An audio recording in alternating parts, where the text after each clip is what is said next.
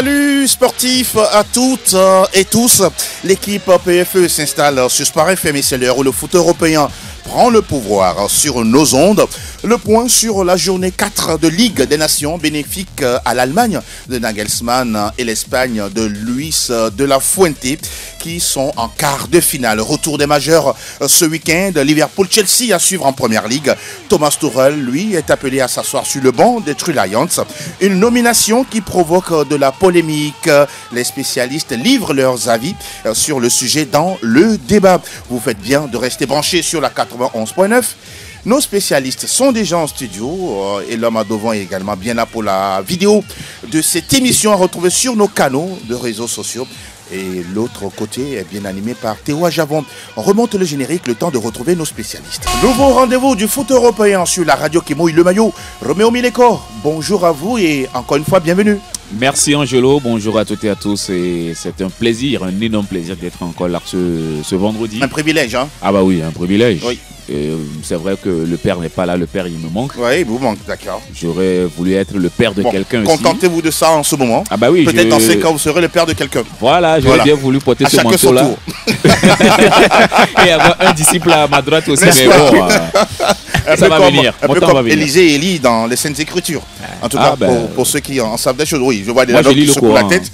C'est aussi bien, c'est aussi bien, c'est aussi bien. Qui donnera le manteau à l'autre? Ah oui, voilà la question. That is the question. That is the question. Bonjour Angelo. Bonjour sportive à la radio sportive. Bonjour également à toutes les auditrices. Ouais. Les auditeurs ne sont pas oubliés. Vous vous portez comment ce vendredi? Je me porte merveilleusement bien. Très bien. Très très bien d'ailleurs. Ça fait plaisir. Ouais. J'aime bien votre carreau. Merci beaucoup. Ben voilà. Bon. Je suis beau d'ailleurs. Ouais. Bon, ça, on ne cessera jamais de le dire. On le reconnaît. Ça rappelle les bains, hein. Avec un kaki en bas, ceinture à l'appui. Et l'homme Nayo, bonjour et bienvenue à vous également. Bonjour Angelo. Bon, comme Romo n'est pas prêt à être soulevé au ciel, c'est pourquoi il n'a pas encore de disciple. Donc voilà. Et voilà, on est là encore avec plaisir. Et voilà, aujourd'hui c'est vendredi. Ça, c'est votre jour de naissance. Notre jour, le jour où on parle désormais l'anglais. Voilà. On fait partie du Commonwealth désormais. Donc voilà. Ça, c'est vrai. On va parler anglais tout à l'heure lorsqu'il s'agira d'évoquer la première ligue anglaise. Messieurs, ça démarre comme ça, toujours avec la bonne humeur. Nous allons nous intéresser désormais à la Ligue des Nations, messieurs. On va y aller de manière chronologique. On va d'abord s'intéresser à la sortie intéressante de l'Italie face à l'Israël la dernière fois. La Squadra Azzurra s'est imposée 4-1. Delano, vous qui suivez le championnat italien, mine de rien, Luciano Spalletti fait évoluer cette sélection. Vous voyez la même chose? Oui, en tout cas, depuis l'Euro, on sent véritablement que l'Italie est en train de revenir, la Squadra Azzurra ou encore la nationale. Et désormais, cette équipe est en train de renaître peu à peu, surtout avec un plan de jeu qu'on connaît très bien, surtout avec Luciano Spalletti. On l'a vu, en tout cas, déjà face à la France il y a quelques semaines. On a vu également face à la Belgique la dernière fois. C'est vrai que l'Italie a souffert un tout petit peu, mais est sortie quand même d'affaires. Et face à cette équipe israélienne, on sentait que oui, l'Italie allait dérouler. C'est ce qui s'est passé dans cette rencontre-là. 4-1 à l'arrivée, il fallait le faire. Naturellement, Retegui est encore par-ci par-là. C'est un joueur qui est en confiance en ce début de saison, que ce soit en club ou encore en sélection. Oui. Il marque des buts et surtout des buts décisifs. Et avec cette équipe, je crois que oui, l'Italie peut rêver. Pourquoi pas ne pas remporter cette Ligue des Nations-là après le Portugal et la France et l'Espagne aujourd'hui. On rappelle que l'Italie a déjà remporté l'Euro récemment. Ce n'est pas rien. C'est le champion en titre. Oui, champion en titre. La championne en titre. Si vous voulez. Non, avant l'Espagne. Avant l'Espagne, oui, c'était 2021. L'Espagne a reçu récemment. Justement, c'était en 2021, donc c'est déjà vieux. Bon, mais, seulement 3 ans. Oui, 3 ans, mais l'Italie reste quand même cette équipe-là qui peut aller chercher cette Ligue des Nations, mis à part l'Espagne, l'Allemagne et tous les autres. Et tous les autres, y compris l'Angleterre, pourquoi pas. On va parler de Sandro Tonali qui revient aux affaires. Oui, à ses côtés, on voit des joueurs comme Raspadori, Fratesi, Di Marco, votre ami de tous les jours. Parlons de Tonali. Là aussi, on pourra dire que voilà, on a un sélectionneur qui fait toujours confiance aux bons joueurs, sinon aux joueurs de bon niveau. Ah bah oui. Et là, il est quand même dans cette squadra-là. Et ça montre combien de fois c'est une qualité qui avait manqué à l'Italie lorsqu'il était était suspendu. Oui. Donc sans doute Tonali, non, tout le monde connaissait un peu la qualité de ce garçon depuis le Milan C jusqu'à Newcastle aujourd'hui. On rappelle que suspendu pour affaire de Ouais, paris sportif pour et paris tout ce que vous voulez. Hein. sportif, voilà. Voilà. Je C'est ne pas sais rien, pas- hein. Je ne sais pas ce qui les amène sur ce terrain, mais bon. Bon, des vices, tout simplement. Ouais, Bon. c'est l'amour fou pour l'argent. Voilà. Et tout Vous ça. l'avez- Mais pour ce qui concerne sa qualité sur le terrain, Oui. en tout cas, c'est indéniable. Il ne triche pas. Et Spalletti a raison quand même de lui confier encore une fois les clés de ce milieu de terrain-là. Il Tout à fait fait. partie aujourd'hui des gens qui connaissent très très bien cette sélection. Moi, aujourd'hui, la grosse surprise que j'ai par rapport à l'Italie, je ne sais pas si c'est lié un peu à sa performance dans son club, Oui. à la Juventus, mais c'est l'absence de Locatelli. Locatelli, Ce d'accord. garçon que j'adore beaucoup. Vous avez aimé lors de dernier Euro, en tout Ouais, cas. ouais, box to box, qui est très très bon en balle au pied, surtout aussi qui a toujours une longueur d'avance sur les autres, qui lit très bien le jeu. Mais bon, je pense quand même que Spalletti a forcément ses raisons pour ne pas le convoquer. Et aujourd'hui, on voit qu'il n'a pas tort quand on voit un peu les résultats de cette Italie-là. Oui. En tout cas, il y a quelque chose quand même qui se dégage. Beaucoup de jeunesse avec les Cambiasso, avec les Retegui, qui prennent Fratesi, les Fratesi Raspadori, qui prennent le relais aujourd'hui. oui. Je pense quand même que ce n'est plus l'Italie qu'on avait vu, qui avait manqué des compétitions internationales. C'est une nouvelle génération qui commence par émerger. Et tant mieux, Oui. on aime voir la Squadra Azzurra de cette façon-là. Oui, nouvelle Et- génération avant de revenir, nouvelle génération avec Calafiori également Ouais, d'Arsenal. voilà, d'Arsenal. Voilà qui incarne cette Justement. nouvelle génération du côté de la Squadra Azzurra, oui. Oui, et ce qui est intéressant aujourd'hui, entre-temps, on avait des joueurs, et un championnat de Série A qui n'avait plus beaucoup de joueurs italiens en son sein, qui brillaient. Mais aujourd'hui, quand vous voyez tous ces joueurs qui sont cités, aujourd'hui, sont des joueurs qui évoluent en Série A, qui brillent aujourd'hui. Oui. Et ça a longtemps fait la faiblesse de cette formation. Mais aujourd'hui, ils sont de retour à l'affaire.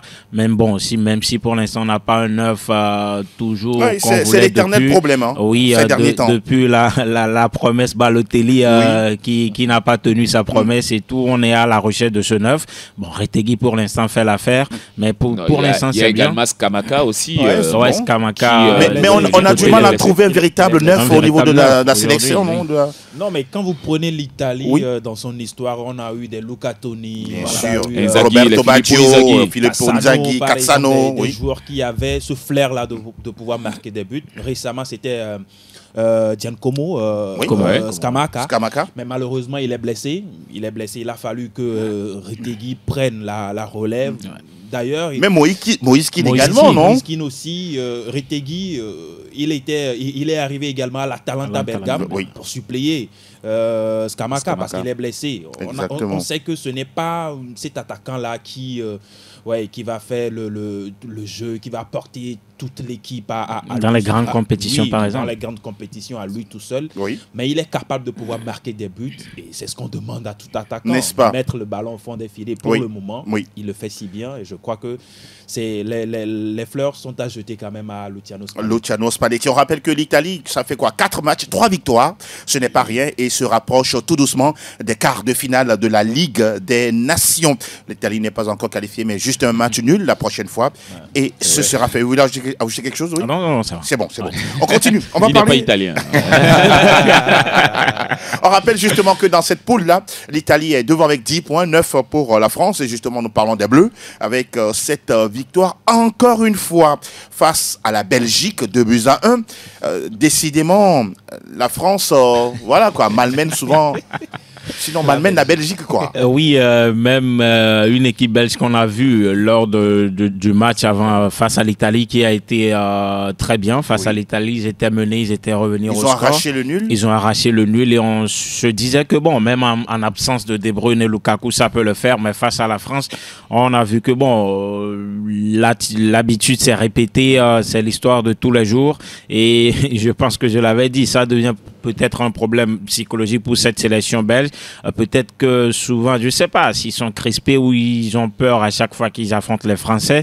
Mais à un moment donné, il va falloir qu'ils se sortent de cette malédiction de griffe et arriver quand même à tenir tête à une équipe française aujourd'hui aussi qui se cherche, hein, disons-le, parce qu'aujourd'hui, oui, il y a eu des cadres qui ont quitté cette sélection on va rester récemment. sur la Belgique et on va revenir tout à l'heure sur la France. Et donc allez-y. la Belgique, moi j'attendais mieux de leur part dans ce match. Mais ils sont encore passés à côté. Malheureusement, ils sont passés encore à côté. Voilà, avec tous les joueurs intéressants offensifs qu'ils peuvent avoir, Doku, Openda, tout ce que vous voulez, mais ça n'a pas pu faire l'affaire. Oui, justement, restons sur la Belgique avant d'évoquer tout à l'heure l'équipe de France. On a des joueurs comme Castagne, Mangala, De Ketelaere, Tielemans, Doku, Openda et puis Trossard. Comment un tel groupe n'arrive pas, en tout cas, ne serait-ce qu'à avoir affiché du caractère face à la France? Je ne sais pas si aujourd'hui Tedesco, voilà, peut même répondre à cette question parce que moi, je serai à sa place que j'ai démissionné. Ah bon? Bien sûr. Mais il est arrivé à peine il y a un an. Bien sûr. Ben, ça ne veut pas dire que tu dois rester s'il n'y a pas le résultat. En tout cas, face à cette équipe de France. Oui. Vous prenez un peu la Belgique ces derniers moments. Ce n'est plus les Diables Rouges qu'on avait connus. Hein. Ils sont devenus des Diables Blancs. Ouais, ils sont devenus presque des... Est-ce qu'ils sont même blancs? Ils sont devenus des Diables jaunes ou noirs. Je ne sais plus. Parce que, franchement, vous prenez cette rencontre-là face à la France n'a pas aligné ses titulaires. Justement. Mais la Belgique a eu tellement d'occasions. La Belgique a eu tellement d'occasions. La Belgique a aligné ses titulaires. Seuls peut-être Kevin De Bruyne et Thibaut Courtois ne sont pas là. Ouais. Mais ils ne sont pas là pourquoi aussi? Parce que c'est des gens qui ne sont pas en odeur de sainteté avec le même entraîneur. D'accord. Je pense quand même que du côté de la Belgique, il faut changer quelque chose. Soit c'est les joueurs qui ne veulent pas se donner, soit c'est l'entraîneur qui ne trouve pas le bon mot. Pour vous, ce n'est pas un bon leader pour l'instant? Oui, mais quand vous êtes un leader et que vous n'êtes pas apprécié par votre vestiaire, je pense quand même qu'il faut se poser des questions. Pour vous, il y a une cassure? Oui, moi je pense quand même qu'il y a une cassure parce qu'on ne peut pas dire dans ce match-là que la Belgique ne puisse même pas faire match nul avec l'équipe de France. Et qui plus est à domicile. Voilà, c'est inconcevable, c'est inadmissible. Oui. Et on sait que comme ça va arriver, hein, des nations, pas forcément la France, mais des équipes un peu moindres, vont encore les embêter. Vous sentez ça? Oui, je sens ça. Vont encore les embêter et là, peut-être on va parler d'une crise et c'est ce qui peut changer peut-être quelque chose. Cette équipe de France, on le disait tantôt, qui est également en pleine, on pourra dire, régénérescence. Cette équipe de France qui gagne 6 points sur 6 face à la Belgique, vous vous attendiez à un tel résultat de Didier Deschamps? Non, pas forcément. Maintenant, on sait que les matchs de football se suivent mais ne se ressemblent Absolument. pas. Et même les analyses d'avant-match, parfois, nous déchantent. Mais dans cette rencontre, on savait que oui, la Belgique allait vraiment souffrir face à cette équipe des Bleus. Moi, je ne savais pas. Moi, je ne me disais pas ça. Quand je vois un milieu, et Koné, Guendouzi, Tchouaméni, capitaine, Kamavinga, je ne me dis pas que ça pouvait poser beaucoup de problèmes à Youri Tielemans, à Mangala et Openda et puis Onana n'est pas là, Doku et tous les autres. Oui, c'est là continuez votre analyse. Aurel Mangala par exemple à un Tchouaméni, un Youri Tielemans par exemple à un Guendouzi, ce ne sont quand même pas les mêmes activités dans ce milieu de non, c'est pas vrai. Mais il y a certains qui sont plus talentueux que d'autres. Oui, c'est vrai. Non, c'est pas vrai. Tchouaméni, tu ne peux pas comparer le duo Tchouaméni-Guendouzi par rapport à un Youri Tielemans et puis à un Aurel Mangala. Non, mais tu me parles des clubs, tu me dis ça parce que Tchouaméni est au Real. En matière de qualité, en matière de don de soi sur le terrain, ben moi je me dis... Tu me dis que Guendouzi est mieux que Youri Tielemans par exemple? Youri Tielemans aujourd'hui... non, il parle de zones d'activité sur le terrain. Je parle des zones d'activité sur le terrain et des dons de soi. Vous prenez en matière de performance d'un Guendouzi, par exemple, qui est capable de se porter vers l'avant, de se retrouver... Il donne tout. Hein. Il donne tout sur le terrain. Un Aurélien Tchouaméni également au milieu de terrain qui casse tout. Il est très physique. Ce n'est pas le joueur le plus technique au monde. Oui. Mais en matière d'impact physique au milieu de terrain, oui, il fait quand même de ces joueurs-là aujourd'hui qui peuvent rivaliser droit dans les yeux. Par le passé, vous avez des Casemiro. Aujourd'hui, on peut parler de Tchouaméni. Mais dans cette rencontre, la Belgique, certes, a eu l'occasion au moins de pouvoir repartir avec le point du nul, avec ce pénalty manqué. Oui, surtout ça, on ne le dit pas assez. Oui, par Tielemans d'ailleurs, qui n'a pas pris en tout cas ses responsabilités dans cette rencontre. Mais derrière, on a vu un Loïs Openda qui a égalisé après l'ouverture du score de Randal Colomwani, qui au moins sur cette trêve. On va en parler tout à l'heure. Mais l'équipe de France dans cette double confrontation, Oui. a quand même eu l'opportunité de pouvoir faire le plein de points. Le plein de points. Oui, ils l'ont fait effectivement. 6 sur 6. Oui. C'est quand même bien pour Didier Deschamps et puis ses hommes. Vous avez cité son nom, Matteo Guendouzi. On va l'écouter justement après ce match pour le fait d'avoir pris les 6 points face au Diable Rouge. C'était pas une très très bonne première mi-temps. Après, on a quand même fait des belles choses. Le plus important ce soir, c'était de gagner. Donc la mission a été accomplie, de prendre 6 points sur 6 sur ce rassemblement. Donc c'est toujours de bon augure. D'enchaîner les victoires, ça en fait 3 d'affilée. Donc il y a vraiment de bonnes choses. Quand même prendre 6 points sur 6 contre une équipe comme la Belgique, c'est que du positif. On est boosté par cette confiance et donc maintenant, il va falloir attaquer le prochain rassemblement avec, on sait, le match contre l'Israël, mais aussi le match contre l'Italie qui va être décisif pour la suite. Guendouzi prend-il de la place ou bien par moment, oui, par défaut, on le prend, Ouais, ou par bien défaut. pour vous, oui, c'est quelqu'un qui mérite désormais d'être constant en équipe de France. Oui, mais est-ce qu'il mérite d'être constant? Quand vous prenez l'équipe de France aujourd'hui, c'est pas le profil dont on a besoin au milieu de terrain. C'est quelqu'un qui est là par défaut parce que il y a eu des blessés au dernier moment. Ça a toujours été lui son cas d'équipe de France. Maintenant, après, comme le disait Delanov, c'est quelqu'un qui apporte quand même du dynamisme dans le jeu. Quand on le voit, c'est un monsieur, oui, c'est pas le monsieur le plus technique, mais aujourd'hui, il apporte beaucoup plus de dynamisme. Mais ça rejoint toujours plus le profil Tchouaméni, le profil Rabiot, Kamavinga et tout. Aujourd'hui, je pense que le profil dont on a besoin plus, c'est un profil créatif en ce milieu de terrain qu'on n'a pas. Il n'y en a pas. Il n'y en a pas pour l'instant. Peut-être c'est au Lisée qu'on veut forcer. Bon, lui, il n'a même pas joué ce match. Il n'a pas joué, c'est lui, on veut forcer un peu désormais dans ce rôle. Mais pour l'instant, il n'a pas tellement la maturité pour le faire. Il a quand même les talents. Et donc, voilà, Guendouzi, il est là par défaut parce qu'il y a des gens qui ont manqué. On pourra aussi appeler Thauvin, non? C'est un créatif. Un créatif. Oui, Thauvin, oui. Bon, ça c'est juste pour Je ne sais pas pourquoi Angelo veut dribbler les Non, non, non. Oui, mais il faut dire tout simplement que Griezmann manque, c'est tout. c'est tout. Donc voilà, Thauvin aussi fait un bon début de terrain avec la Udinese, exactement. Si on peut appeler Guendouzi, on peut toujours appeler Thauvin également, voilà. même si c'est par défaut. Donc Exactement. voilà. Et donc, mais je pense qu'aujourd'hui, Didier Deschamps aujourd'hui en son milieu de terrain a une ligne directive et aujourd'hui Guendouzi n'en fait pas partie. D'accord. Peut-être s'il y a des blessures, il sera là pour en tout cas Pallier, les blessures, oui. jouer encore le sapeur et voilà, il a fait très bien dans cette double confrontation quand même. Oui, d'accord. On va parler de Randal Kolo Muani. Oui, vous en parlez tout à l'heure. Il a été, on pourra dire, il est en difficulté au Paris Saint-Germain, mais là, avec l'équipe de France, il est verni. Oui, au moins face à cette équipe belge, double buteur. On dit quelque part dans notre vernaculaire, nous vemos en Amérique. Dona Hazé. Même si en club, il a quand même des difficultés. Oui. Luis Enrique. Il a des difficultés. Il a des difficultés, Ah oui. c'est clair. Mais au moins, il a eu la confiance de Didier Deschamps. Et en tout cas, il a rendu l'appareil. C'est quand même curieux, non? C'est quand même curieux, mais aussi il faut aussi relativiser un peu avec la fin de carrière de Griezmann. D'accord. Devant, en matière d'attaquant de fixation, Oui. on sait qu'à part Giroud, entre-temps, on ne donne pas l'opportunité à Marcus Thuram de pouvoir occuper cette place-là. Et Randal Kolo Muani a quand même fait de belles choses avec l'équipe de France. Et aujourd'hui, je crois qu'il mérite au moins d'avoir cette confiance-là. S'il y a la longue en club, il n'arrive pas à gagner toujours des minutes. Reste à savoir si on va aussi toujours l'appeler. Oui, c'est là où le problème, je voulais en venir. Faut chuter, S'il allez-y. ne gagne plus de temps en club, ça serait difficile pour lui d'être rappelé encore en club. Mais sur cette trêve internationale, je crois qu'il a assuré. Hein. Il a assuré. Il a marqué un doublé, c'est pas rien. Hein. Marquer un doublé, ce n'est pas Décisif. rien. Et en plus, c'était face à la Belgique. Je pense que même s'il n'a pas de temps de jeu en club, Deschamps on connaît Deschamps. Quand il a ses hommes, c'est-à-dire le ciel peut descendre, il s'accroche toujours à ses hommes. On a vu Giroud qui était énormément en difficulté, par exemple à Arsenal, à Chelsea, mais Deschamps lui faisait toujours confiance. Et voilà, il a fait une Coupe du Monde sans marquer, mais on l'a toujours fait confiance. Et donc Deschamps, il a ses hommes, ses soldats, on peut dire, auxquels il s'accroche. Qu'il pleut ou neige, il va toujours les appeler. Et Kolo Muani aujourd'hui en fait partie. Je pense qu'il mange toujours sur cette entrée en finale de Coupe du Monde face à l'Argentine. C'est ça qui lui permet aujourd'hui. Et quand vous voyez également ses dernières apparitions en sélection, il se fait malheureusement que c'est le joueur.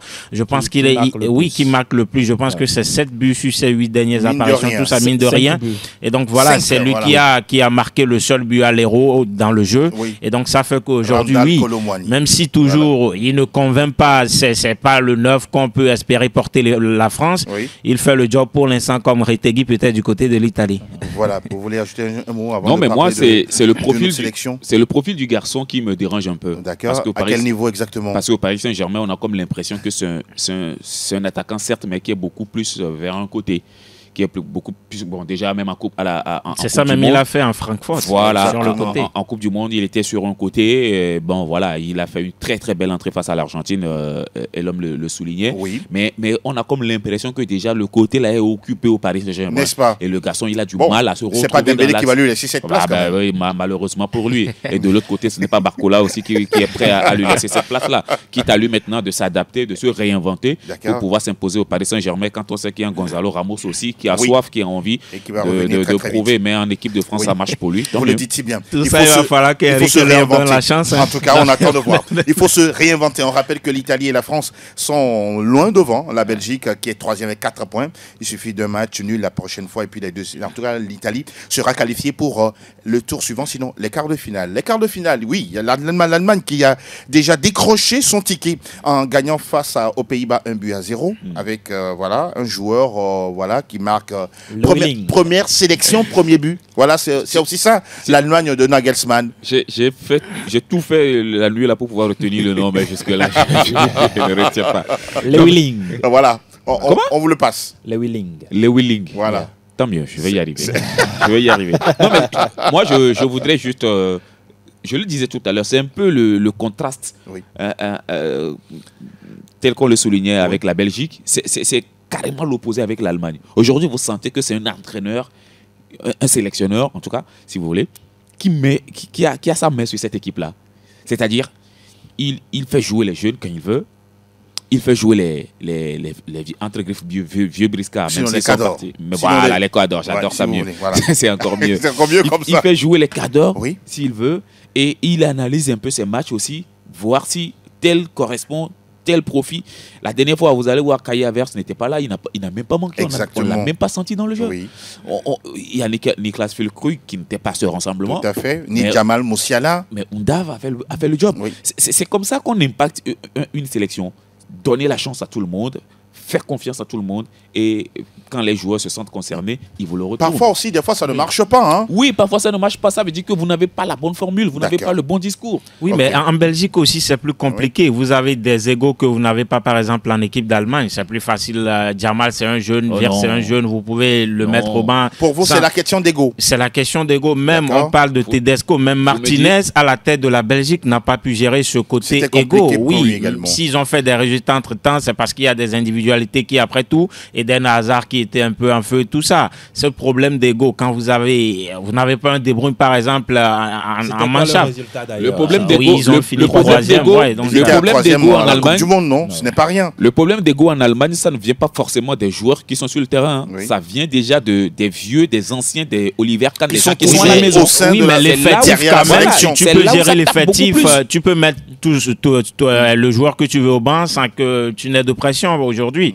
C'est pas Müller qui va te faire de problème, lui-même il n'est plus là d'ailleurs. C'est pas Musiala qui va te faire de problème, c'est pas Kavek qui va te faire de problème. Mais Courtois déjà par exemple, c'est des joueurs comme ça aussi qui te pourrissent la vie. On va rester sur l'Allemagne. On va rester sur l'Allemagne rapidement qui a bâti. Pardon. Rapidement. 10 secondes. Ce qui fait, en tout cas. Le professeur va trancher.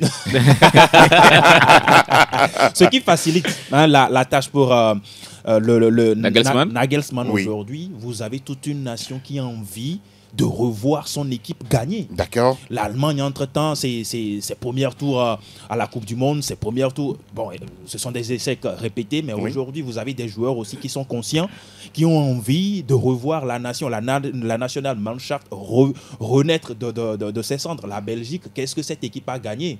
Quelle est cette histoire qu'a la Belgique troisième à la Coupe du Monde. C'est pas rien. C'est assez famélique par rapport à l'Allemagne, par exemple.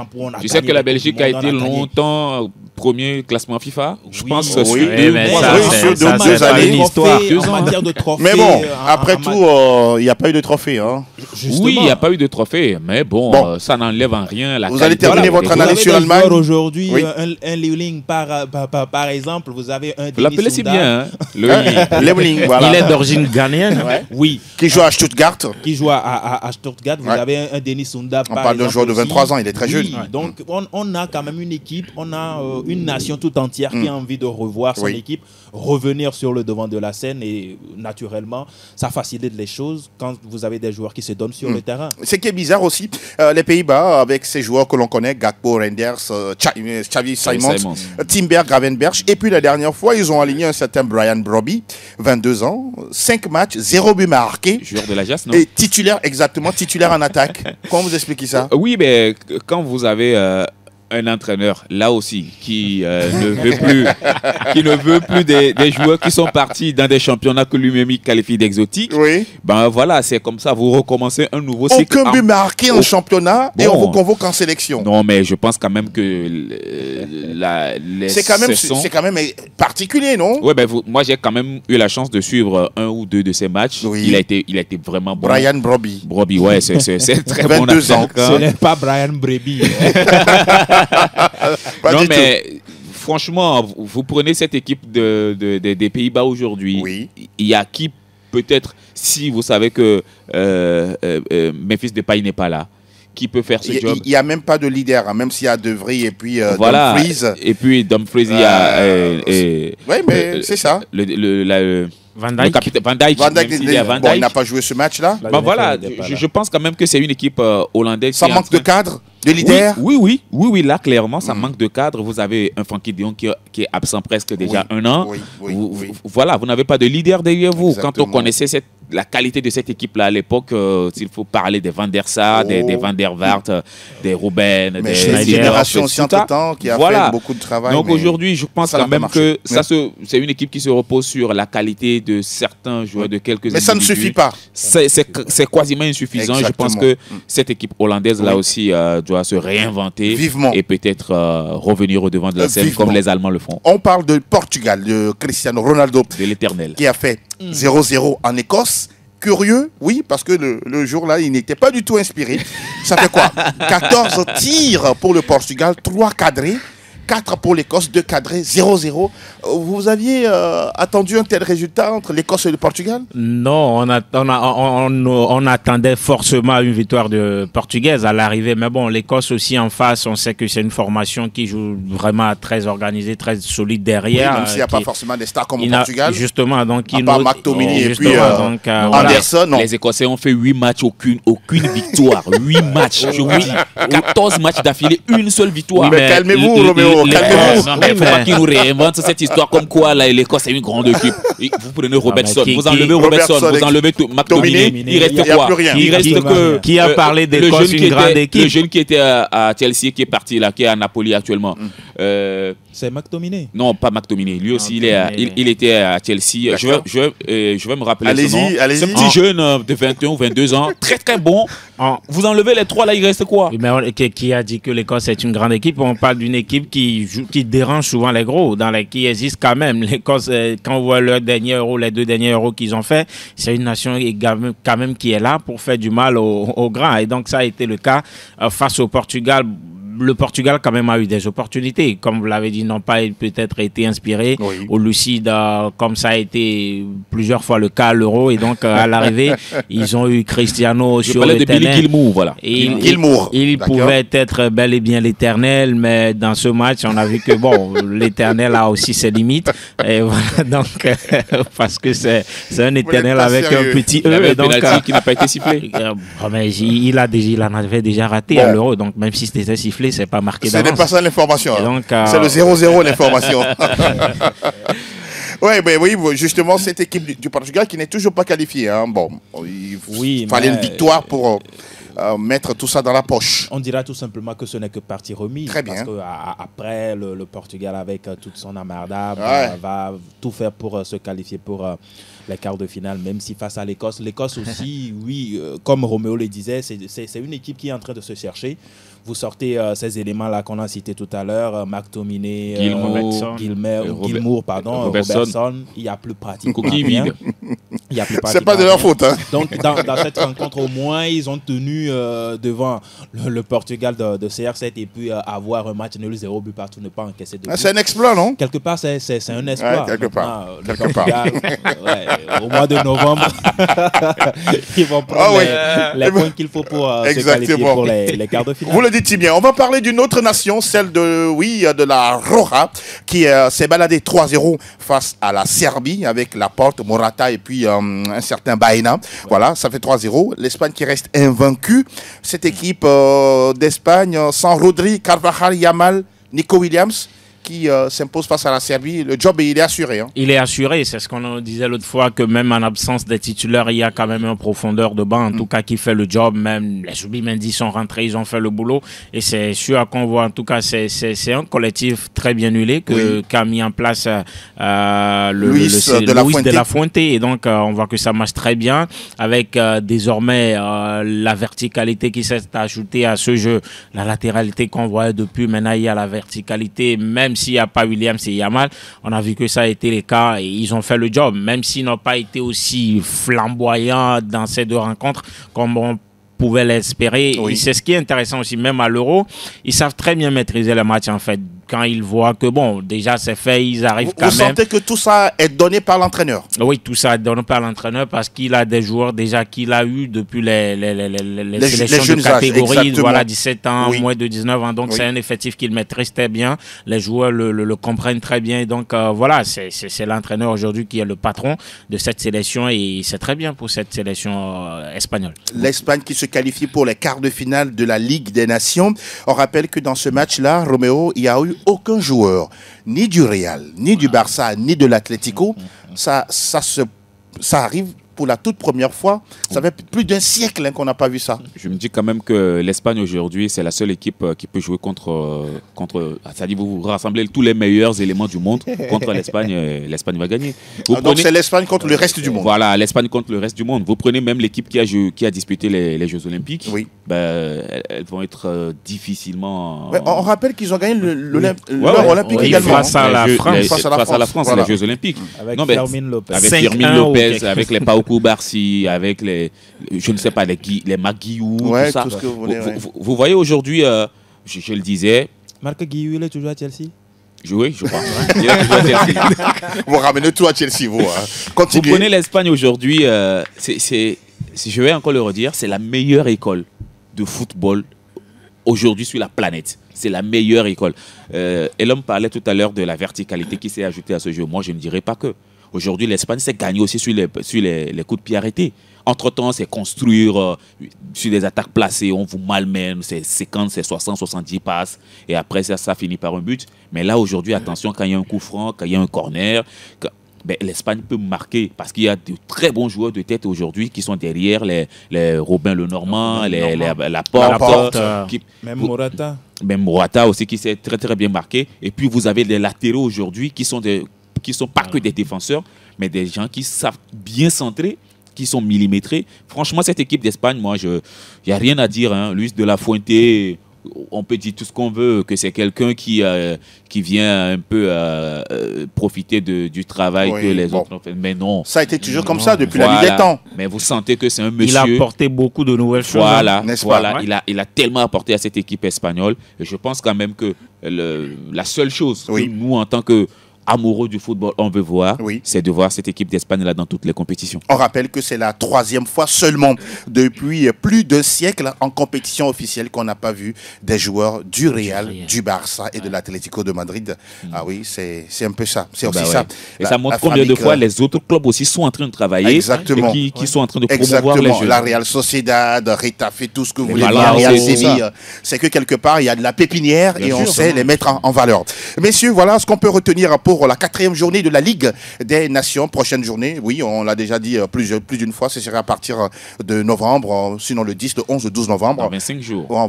Tout à l'heure seulement. Tout à l'heure, 25 jours, c'est tout à l'heure. Oui, c'est tout à l'heure. C'est tout à l'heure, vous êtes d'accord? Et on va remonter le générique de l'émission. Derrière, on va ouvrir la bonne fenêtre, la belle fenêtre des majeurs. Première Ligue Express News.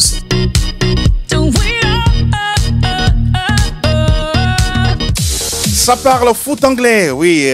This is the time to speak English and to talking about Premier League, 8e acte, si vous voulez. Yeah, donc voilà, on y va, on y It's va. okay? It's okay, ok. Yeah. Ça commence bien. Bonjour à Minnesota. Minneapolis, plutôt. Minneapolis, Voilà. On rappelle qu'on aura Tottenham West Ham samedi également. Manchester United croise Brentford. Ceux qui aiment l'équipe d'Aston Villa, oui, ils vont suivre les Villains sur la pelouse de Fulham. On aura également un intéressant Bournemouth Arsenal dimanche. Wolverhampton croise Manchester City. Et puis Liverpool, c'est le choc attendu. Liverpool entre en scène face à Chelsea. Cette équipe de Liverpool d'Arne Slot, mine de rien, est en train de faire plaisir à beaucoup de gens. C'est une équipe y compris vous également? Oui, moi également, parce qu'on ne s'adaptait pas à cette adaptation You aussi can si speak facile. English if you want. Donc, voilà. No problem.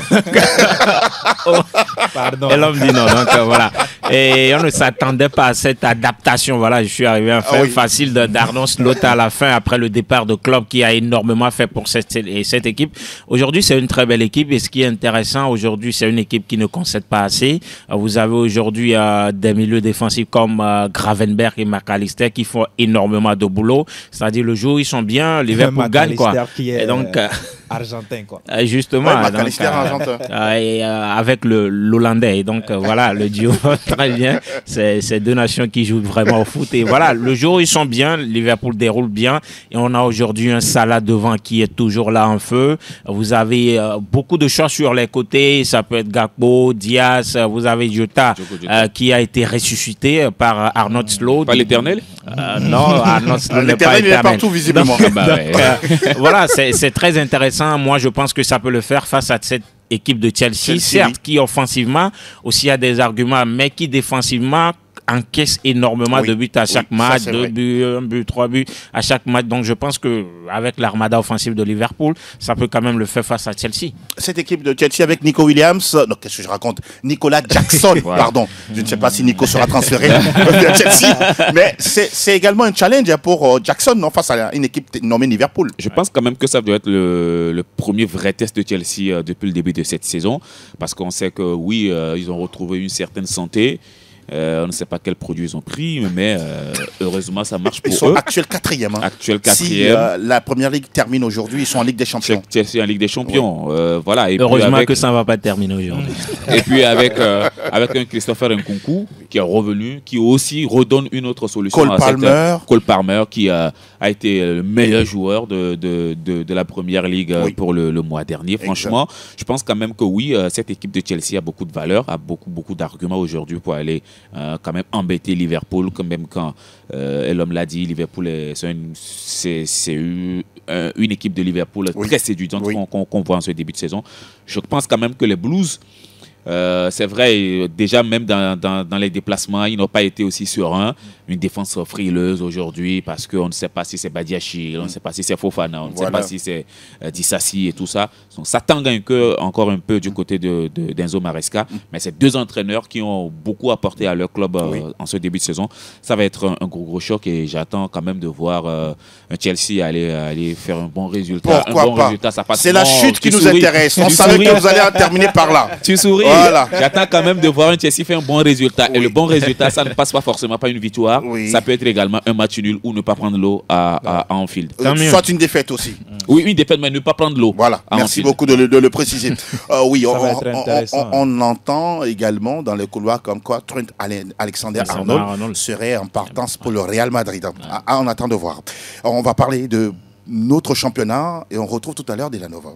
Willkommen zum Total Bundesliga. Total Bundesliga. Nous parlons de l'épisode 7 du championnat d'Allemagne. Ça démarre déjà ce vendredi, Dortmund-San Paoli, avant la Ligue des Champions à partir de mardi. Samedi, on aura un intéressant Leverkusen-Francfort.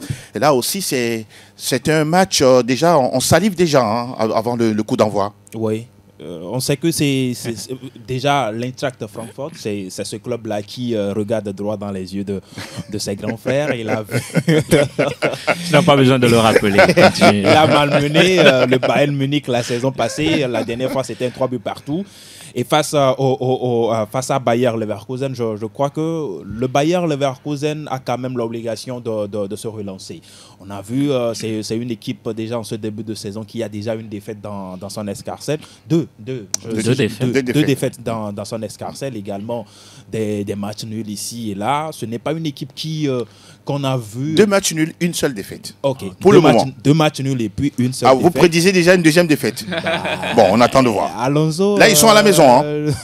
Que Xabi Alonso me pardonne. Merci beaucoup. Allez-y. Donc, sur cette rencontre, je crois que ça va encore jouer. D'accord. De la part des deux équipes. On sait que Leverkusen, c'est cette équipe-là qui ne lâche pas jusqu'à la dernière seconde d'un match. De l'autre côté, vous avez un joueur comme Hugo Ekitike également. En ce début de saison aussi qui fait il se sent bien. Hein? Il se sent bien. Vous avez un Marmouche. Omar. L'Égyptien. Le pharaon. Oui. De l'autre côté. Qui a déjà son billet pour la un joueur de la Bundesliga ce mois. Oui, naturellement. Naturellement, pour ce qu'il montre, pour ce qu'il a fait la dernière fois face au Bayern.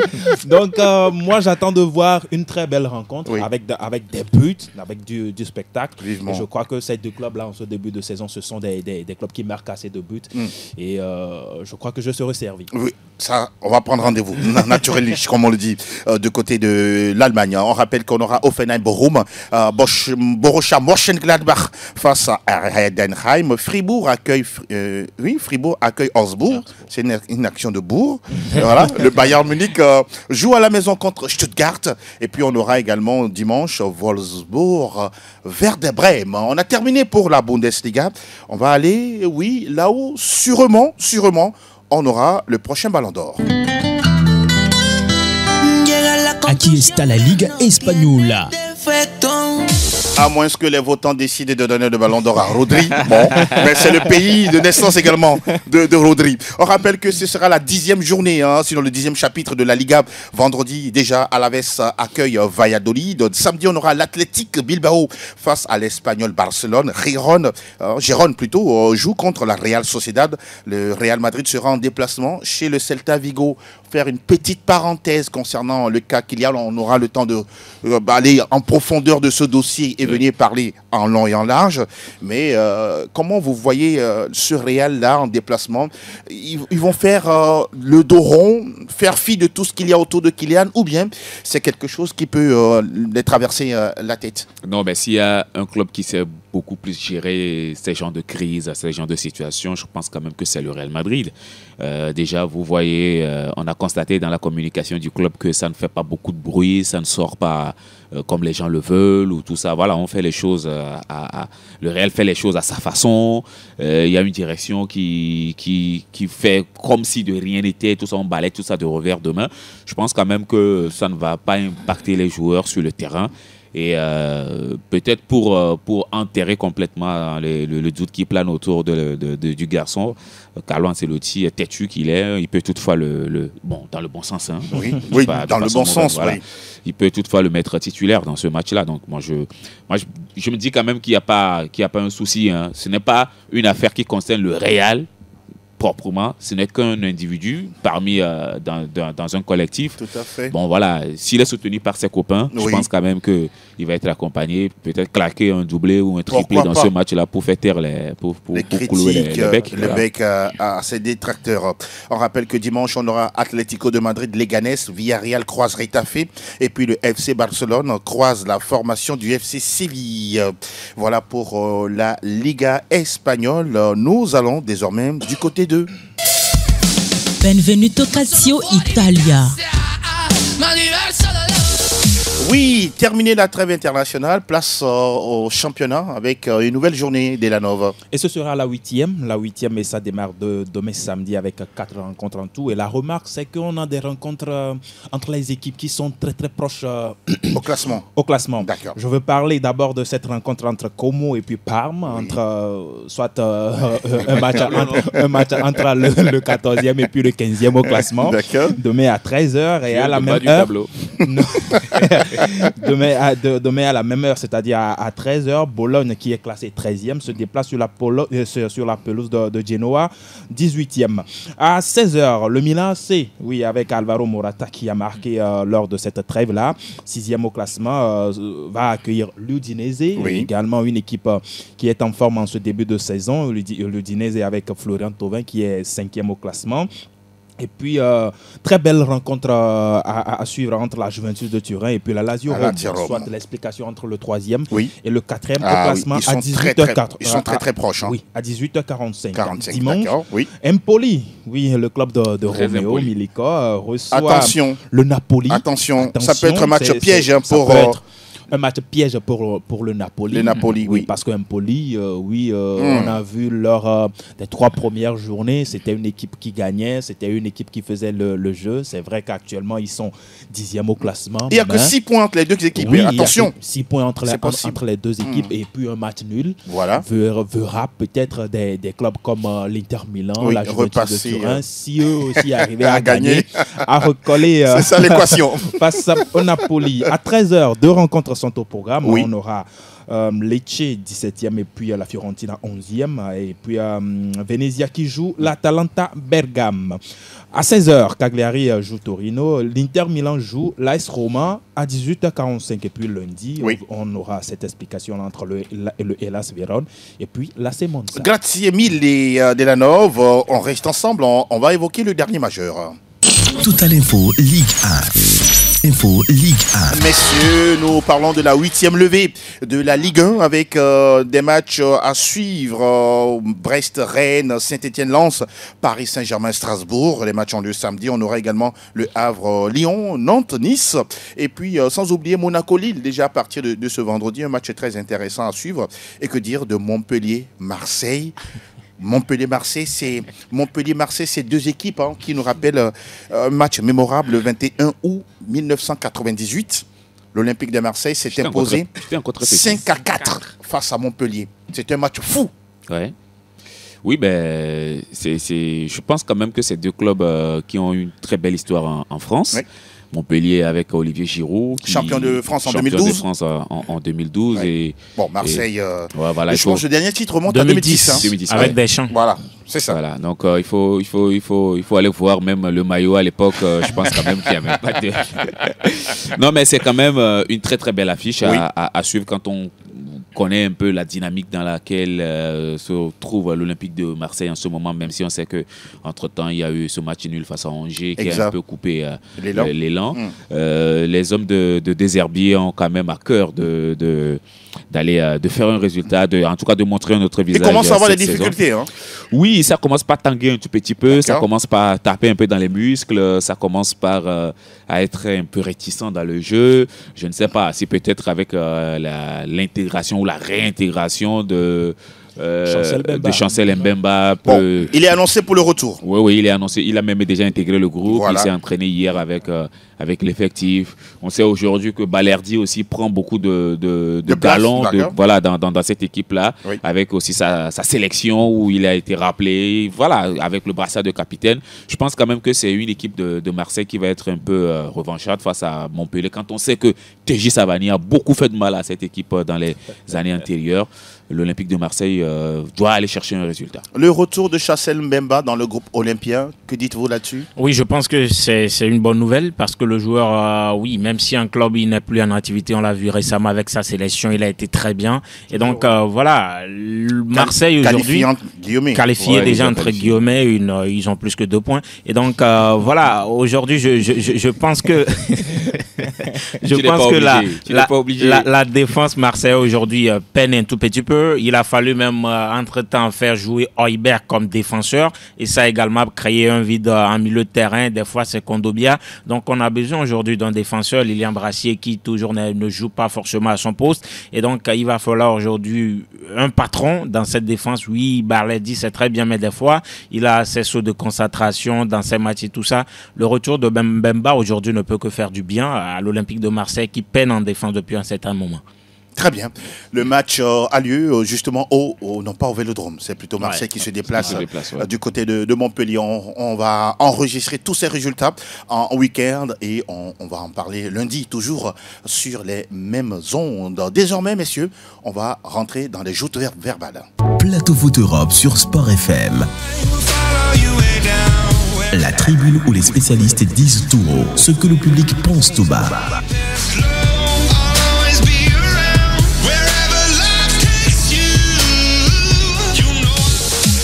L'info est tombée il y a quelques jours, sinon quelques heures, c'est que Thomas Tuchel, oui, vous l'entendez très bien, est devenu le nouveau sélectionneur de l'équipe d'Angleterre de football.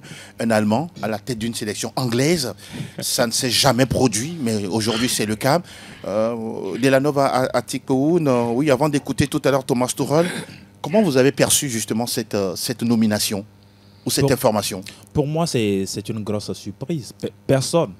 Absolument personne ne s'attendait à voir Thomas Tuchel à la tête des Three Lions. On pensait véritablement que Thomas Tuchel allait être du côté de Manchester United. Surtout, mais malheureusement, à la surprise de tout le monde, il a dribblé le peuple mancunien et puis le voilà, il se retrouve à la tête des Three Lions. Vous l'avez dit tout à l'heure, jamais un Allemand n'a été intronisé à la tête des Three Lions. Ce sera une première fois. Maintenant, est-ce que le logiciel avec lequel Thomas Tuchel travaille, est-ce que ça peut coller, ça peut aller avec les Three Lions? On sait déjà que l'effectif, sinon les joueurs anglais, ça ne manque pas de qualité. Et je crois que oui, Thomas Tuchel peut apporter quelque chose de nouveau à cette équipe-là. Si ce sera lui qui va ramener encore une nouvelle étoile en Angleterre après 1966, ce sera le wait and see. Vous croyez que c'est lui, l'homme de la situation? Dire oui tout de suite, je crois que c'est aller trop en besogne. Parce que déjà, on sait très bien que c'est un entraîneur qui travaille, qui fait travailler aussi des joueurs. Est-ce que c'est ce travail-là qui manque à cette équipe-là pour pouvoir remporter un trophée? Je pense que non, mais c'est beaucoup plus un travail psychologique. Déjà perdre 2 finales de suite comme cela, on a vu à l'Euro 2021, on l'a encore vu dernièrement face à l'Espagne. Je crois beaucoup plus que c'est beaucoup plus un problème psychologique que d'effectifs ou bien de travail en matière d'entraîneur. Mais si Thomas Tuchel va être le déclic là pour pouvoir ramener un trophée pour le peuple anglais, je crois que personne ne pourra cracher dessus. Comment vous voyez justement l'arrivée de Thomas Tuchel sur le banc des Anglais? Ah oui, moi aujourd'hui, je l'accueille comme l'a dit Dela, on attendait plutôt du côté de Manchester, mais aujourd'hui il est à la tête de l'Angleterre. Pour moi, c'est pas aussi surprenant. Oui, même si les Anglais aujourd'hui montent au créneau, ceci, cela, je pense qu'aujourd'hui c'est également dû à l'incompétence des coachs anglais. Ils sont si mauvais? Oui, mais aujourd'hui... Dans un championnat le plus riche, le plus médiatisé au monde? Oui, mais aujourd'hui, le seul Anglais que vous voyez aujourd'hui qui fait plus l'affaire, c'est Eddie Howe à la tête de Newcastle, mais lui ne veut pas quitter. Et d'ailleurs, si on veut donc le vous prendre... reconnaissez qu'ils sont mauvais, les entraîneurs anglais? Oui, ils ne sont pas dans l'histoire du football. Je ne sais pas si vous avez un sélectionneur ou un entraîneur anglais, par exemple, qui pèse. On a des Hollandais, des Argentins, des Italiens, des Espagnols, mais les Anglais, même des non. Écossais pèsent mieux. Justement, Alex Ferguson et voilà, il a fait le combat de tous les Corses à Alex Ferguson. Donc voilà. Et donc aujourd'hui, je pense que oui, aujourd'hui, est-ce que c'est l'homme qu'il faut? Mais je ne sais pas, mais c'est l'homme qui répond plus aujourd'hui au profil que voulait la fédération anglaise. La fédération anglaise voulait... Mais il n'a jamais entraîné une sélection. Justement, il voulait un sélectionneur qui a un peu de caractère, un peu clivant pour pouvoir faire face à la presse, parce qu'on connaît la presse britannique, tout ce qu'il peut faire en termes de polémique et tout ça. Donc il voulait aussi... On sait comment Southgate a été amèrement critiqué, et donc on voulait aussi quelqu'un qui peut faire dos rond à ce que peut dire la presse et faire le travail. Aujourd'hui, lui, on le sait, c'est un football plus pragmatique, solide défensivement, et on sait que l'Angleterre actuellement, défensivement, c'est pas ça. Donc peut-être il peut avoir cet apport, mais le grand problème aujourd'hui, c'est devant également. Quand vous prenez par exemple l'équation où vous avez Foden qui est un 10, Bellingham qui est un 10, Palmer qui est un 10, Southgate n'a jamais su résoudre ce problème. Par exemple, en attaque, lui, il aura à faire il a intérêt tout de suite à faire résultat, en tout cas, parce que quand vous prenez Southgate, au-delà de son jeu qu'on peut décrier, il a quand même eu des résultats. Il a fait 2 finales, il a fait demi-finale de Coupe du Monde. Exact. Donc lui, tout de suite, il a intérêt à faire de résultats. Après, les rivalités Angleterre, c'est plus politique que sportif. Hein. Donc voilà, aujourd'hui, je pense que on le connaît, c'est quelqu'un, oui, qui peut faire face à la pression. Il a déjà eu à faire face à la pression, même en Angleterre, en Allemagne, parce que c'est pas le coach le plus aimé en Allemagne, contrairement à Klopp. Et donc, je pense qu'il peut le faire, l'affaire du côté de l'Angleterre avec tous les matos qu'il a. Qu'est-ce qui peut motiver Thomas Tuchel à aller prendre une sélection anglaise? Peut-être être le premier étranger à la tête de cette équipe-là à gagner après que Sven Goran ait échoué. Et Capello aussi a échoué. Sven Goran a échoué en 2006 et Fabio Capello qui a suivi après aussi a échoué. Il dit qu'il veut aller au Mondial 2026 pour aller remporter la Coupe du Monde. Ah mais oui, je pense quand même que si on doit lui confier cette responsabilité-là, c'est parce qu'il a dit ça, c'est parce qu'il a convaincu, c'est parce que son CV a milité en sa faveur, c'est parce que ses expériences antérieures ont prouvé qu'il pouvait être l'homme de la situation. Sinon, franchement, je suis totalement d'accord avec l'homme tout à l'heure quand il dit... je ne sais pas, Gareth Southgate, je ne sais même pas ce qu'on lui reproche. Je ne sais pas ce qu'on peut lui reprocher. Vous connaissez les Anglais, ils étaient impatients. Ah bah oui, donc allez, si vous voulez un Anglais, vous avez un Anglais qui fait des finales, laissez-le. Voilà. Malheureusement non, ils l'ont laissé partir. Ils l'ont chassé. Carsley qui était en intérimaire, il était irlandais, non? Il est irlandais et il jouait face à l'Irlande, il n'a pas chanté l'hymne. Justement, j'allais en venir. Est-ce que vous allez voir Thomas Tuchel chanter God Save the King? Je ne pense pas. Je ne sais même pas à quoi ils ont pensé, franchement, mais ils ont forcément leur raison. De toute façon, c'est le résultat qui va compter après. Dele l'a dit, si Tuchel arrive à gagner cette Coupe du Monde aux États-Unis avec les Three Lions, ils ne vont pas cracher dessus. Oui, mais Neville a dit... On va écouter Thomas Tuchel justement à la conférence de presse, ce qu'il a dit. I'm sorry, I just have a German passport, but... Je suis désolé de n'avoir qu'un passeport allemand, mais je peux simplement leur dire, et je pense que tous les supporters ont également ressenti ma passion pour la Première Ligue anglaise et ma passion pour le pays, à quel point j'aime vivre ici et comme j'aime travailler ici. Mes souvenirs sont donc au plus haut niveau et ont joué un rôle énorme. J'espère pouvoir les convaincre, leur montrer et leur prouver que je suis fier d'être le sélectionneur anglais. Je ferai tout pour respecter ce rôle et ce pays. Et l'objectif pour les 18 prochains mois n'est rien d'autre que le sommet du football mondial. Et tout le monde peut en être assuré, quelle que soit la nationalité indiquée sur mon passeport. In world football, and everyone can be assured of no matter what nationality my passport is. Ah oui, Tuchel, document sonore récupéré auprès de nos confrères de RFI, quand il dit qu'il faut respecter ce pays passe par l'hymne national. Va-t-il le chanter? Oui, il faut respecter ce pays, mais il y a un pays au-dessus, c'est l'Allemagne. Et donc, voilà, c'est pas forcément l'hymne national qui va faire l'affaire aujourd'hui. Mais attendez, si on vous prend comme sélectionneur d'un pays, on chante l'hymne, vous allez vous taire. Il se fait que même les joueurs des nations, même à un moment donné, ne chantent pas. On est dans une nation... Ne s'est-il pas mis dans des problèmes lui-même en allant là-bas? Non, est-ce que c'est des problèmes? Aujourd'hui, je pense que c'est la presse qui fait tout cette polémique. La presse n'a pas raison. Pour moi, ils n'ont pas... Est-ce qu'ils ont aujourd'hui c'est un coach ou un sélectionneur anglais mieux que Thomas Tuchel? Et les étrangers ont-ils réussi? Les étrangers aussi n'ont pas réussi. Mais aujourd'hui, est-ce que eux aussi, quand vous prenez tous les clubs anglais aujourd'hui, les meilleurs coachs de leurs histoires, ce sont tous des étrangers. Il n'y a pas un coach anglais qui a fait la loi. Il y a un gros problème de formation et de qualité là-bas. Justement, je pense que c'est plus un problème de personne, parce que vous avez un chroniqueur la dernière fois. Allez chuter, parce que le temps est contre nous, s'il vous plaît. Qui parlait de Guardiola, ce serait bien, et tout de suite on amène Tourelle, il dit bon, lui il veut un anglais. C'est bien noté. On a terminé comme ça, messieurs. On va rapidement saluer quelques personnes à vous. Oui, allez. Non, merci à tous ceux qui nous ont suivis et à lundi prochain. Mon cher Delano. Très bon week-end. Merci Elom Nayo. Bon week-end à tous. Merci beaucoup. Et merci également à Elom Adovant, tout comme à Théo Ajavon. On se donne rendez-vous lundi sur Sport FM. On salue également Vicente Noussoulé et Franck Nouyama. Allez, bye bye.